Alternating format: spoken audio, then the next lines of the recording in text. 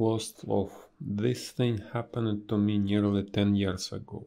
I lived in a city, but the city was hot in summer. I wanted to see the country. I wanted to walk in the woods and see green trees. I had a little red car and I had a map too. I drove all night out into the country. I was happy in my car. We had a very good summer that year.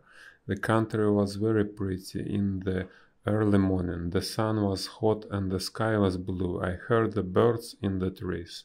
And then my car stopped suddenly. What's wrong? I thought. Oh dear, I haven't got any petrol. Now I will have to walk. I will have to find a town and buy some petrol. But where am I? I looked at the map. I wasn't near a town. I was lost in the country. And then I saw the girl. She walked down the road with flowers in her hand. She wore a long dress and her hair was long too. It was long and black, and it shone in the sun. She was very pretty. I wanted to speak to her, so I got out of the car. Hello, I said, I am lost. Where am I? She looked afraid, so I spoke quietly. I haven't got any petrol, I said. Where can I find some? Her blue eyes looked at me and she smiled. She is a very pretty girl, I thought. I don't know, she said. Come with me to the village, perhaps we can help you. I went with her happily, and we walked a long way. There isn't a village on the map, I thought. Perhaps it's a very small village. There was a village, and it was old and pretty. The houses were black and white and very small. There were a lot of animals. The girl stopped at the house and smiled at me. Come in, please, she said. I went in. The house was very clean, but it was strange too. There was a fire and some food above it. I felt hungry then. That is strange, I thought. They cook their food over a wood fire. Perhaps they have no money. I met her father and mother and I liked them. They were nice people, but their clothes were strange.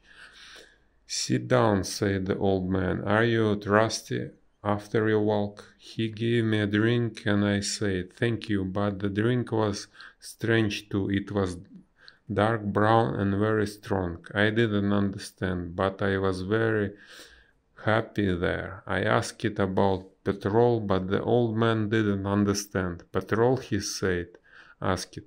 What is that? This is strange, I thought. Then I asked, do you walk everywhere? The old man smiled. Oh no, we use horses, he said. Horses, I thought. Horses are very slow. Why don't they have cars? But I didn't say that to the old man. I felt happy there. I stayed all day and ate dinner with them that evening. Then the girl and I went out into the garden. The girl's name was Mary. This is nice, she said. We like having visitors. We do not see many people here. We spoke happily. She was very beautiful, but after a time she began to talk quietly and her face was sad. Why are you sad? I asked her. I cannot tell you, she said. You are only a visitor here. We have to say goodbye tonight. You have to go now. I didn't understand. I loved her. I knew that, and I wanted to help her. Why did I have to go? But Mary said again in a sad voice, you have to go. It's dangerous here. So I said, I will go to the next town and I find some petrol. Then I will come back. She didn't speak. I love you, Mary, I said, and I will come back to you. You won't stop me. She said goodbye to me at the door. Her face was very sad and I was sad too. I didn't want to go. It was midnight. The night was very dark, but I walked and walked. I was very tired. When I saw the lights of a town, I found some petrol, and then I asked the name of the village. But the man at the garage gave me a strange look. What village? He asked. I told him about the village. I told him about the old house and the people with strange clothes. Again he gave me a strange look. He thought And then he said, there was a village there, but it isn't there now. There are stories about it, strange stories. What do people say about it? I asked. He didn't want to tell me, but then he said, there was a big fire in the village. Everybody died. There aren't any people or houses there now. How did it happen? I asked, and why? Oliver Cromwell killed them, he said. He was angry with the villagers because they helped the king in the war. I couldn't speak. This isn't right, I thought. That war happened 350 years ago. Then I remembered the strange clothes, the long hair, the food over the fire, and the old houses, and I remembered too about the horses. But I don't understand, I cried. I saw the people and the village. I spoke to some people there. The man looked quickly at me and then he spoke.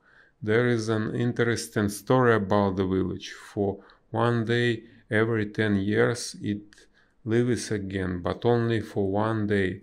Then it goes away again for another 10 years. On that one day you can find the village, but you have to leave before morning or you will never leave. Can this be right? I thought. Perhaps it was Mary said, you have to go. She loved me, but she said we have to say goodbye. She was afraid for me. Now I understand, I thought. I went back to the village, but it wasn't there. I looked again and again, but I couldn't find it. I saw only flowers and trees. I heard only the sound of the birds and the wind. I was very sad. I sat down on the ground and cried. I will never forget that day. I remember Mary and I will always love her. Now I only have to wait 2 months.